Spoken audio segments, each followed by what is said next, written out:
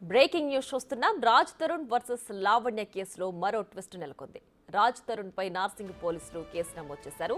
రాజ్ తరుణ్ కొన్నాళ్ల క్రితం తనకు అబార్షన్ చేయించాడని లావణ్య ఫిర్యాదు చేసింది.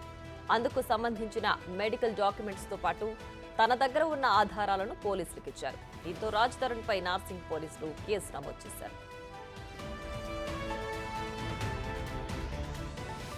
తాము 10 ఏళ్లుగా కలిసే ఉన్నామని రెచ్చగొట్టి ఉద్దేశపూర్వకంగా ఆడియోలు రికార్డ్ చేశాడని లావణ్య ఆరోపిస్తున్నారు. మాల్వి మల్హోత్రాతో రాజ్ తరుణ్ విదేశాలకు వెళ్లేందుకు ప్రయత్నాలు చేస్తున్నారని చెబుతున్నారు.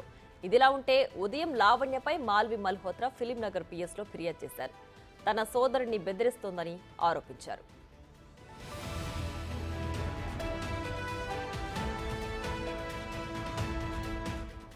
మాల్వి మల్హోత్రా ఫిర్యాదు చేసిన కొద్దిసేపటికే లావణ్య నార్సింగ్ పోలీసులకు మరోసారి ఫిర్యాదు చేశారు.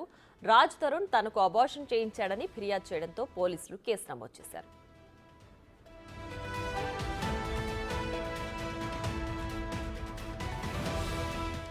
ఇప్పటి వరకు తనకేం సంబంధం లేదన్న రాజ్ తరుణ్ లావణ్య ఆరోపణలపై ఏం సమాధానం చెబుతారన్నది ఆసక్తిగా మారింది.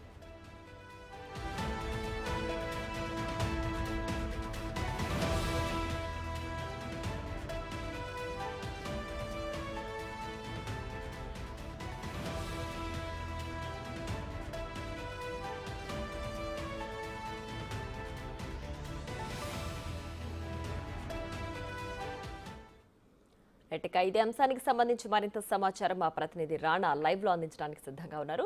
రాణా, చెప్పండి.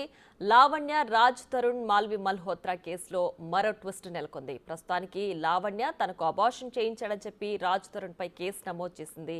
మరి ఇప్పుడు రాజ్ తరుణ్ ఏం చేయబోతున్నారు? ప్రస్తుతం ఉన్న అప్డేట్ ఏంటి?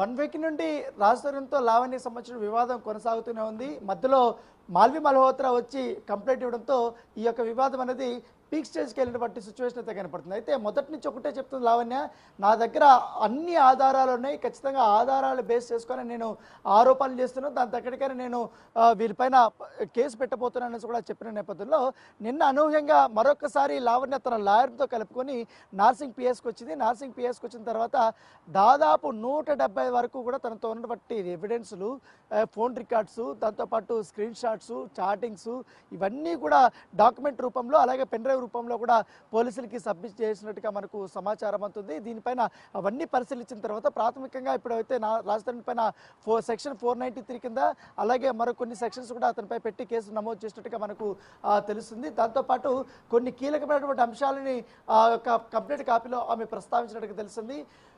పలుమార్లు నా పైన అబార్షన్ చేయించాడు రాజ్ తరుణ్, దానికి సంబంధించి మెడికల్ సర్టిఫికేట్స్ నా దగ్గర ఉన్నట్టు కూడా అవి కూడా సబ్మిట్ చేసినట్టుగా తెలుస్తుంది.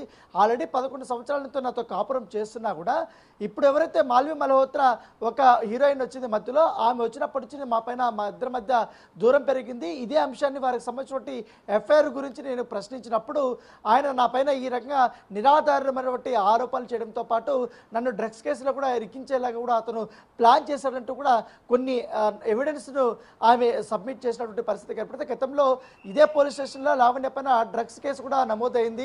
ఎందుకంటే డ్రగ్స్ అమ్ముతూ పట్టుబడినట్టు కూడా ఆమె పైన కేసు నమోదైంది. తర్వాత ఆమె జైలుకి వెళ్ళింది. 45 రోజుల పాటు రిమాండ్లో కూడా ఉన్నటువంటి పరిస్థితి కనపడితే తర్వాత రిలీజ్ అయినప్పుడు తర్వాత మళ్ళీ రాజ్ తరుణ్తో కాంటాక్ట్లో కావడానికి ప్రయత్నించింది. ఆ సమయంలోనే అతను పట్టించుకోలేదంటూ కూడా ఏదైతే వీరిద్దరూ కలిసి ఉన్నటువంటి ఇల్లు ఏదైతుందో ఆ ఇంట్లో నుంచి కూడా వెళ్ళిపోయారంటూ కూడా ఆమె కామెంట్ చేసినటువంటి పరిస్థితి అయితే కనపడుతుంది. అయితే చాలా క్లియర్ కట్గా రాజ్ తరుణ్ ఎంతమందితో అతను ఎఫ్ఐఆర్ పెట్టుకున్నారు అన్న దానిపై కూడా కొన్ని ఎవిడెన్స్లు అని చెప్పింది. కొన్ని పేర్లు కూడా ఆమె బయటపడినటువంటి నేపథ్యం కనపడుతుంది. అయితే నిన్న సాయంత్రం ఒక ఆడియో రిలీజ్ అయింది. ఎందుకంటే దాదాపు 4 సంవత్సరాలకు ముందు వీరు ఆర్గ్యుమెంట్ చేసుకున్నప్పుడు వీళ్ళు రెచ్చగొట్టు ఉన్నటువంటి ప్లేస్లో అప్పుడు లావణ్య కొన్ని బూత్ పదాలు వాడుతున్నటువంటి ఆ రికార్డ్ని రాజ్ తరుణ్కి సంబంధించిన వ్యక్తులు కొంతమంది నేను రిలీజ్ చేశారు. ఇప్పుడు ఆ ఆడియో అనేది ఒక్కసారిగా వైరల్ అయినటువంటి నేపథ్యంలో ఆ విషయం గురించి కూడా నా పోలీసు కంప్లైంట్లో కూడా ఆమె ప్రస్తావించినట్టు తెలుసు. నన్ను రెచ్చగొట్టి కొన్ని ఆడియో రికార్డ్ని పెట్టి వాటిని నన్ను బద్నాం చేయాలని కూడా ఆ రకంగా కూడా నన్ను బ్లాక్మెయిల్ చేస్తున్నారంటూ కూడా ఆమె చెప్పింది.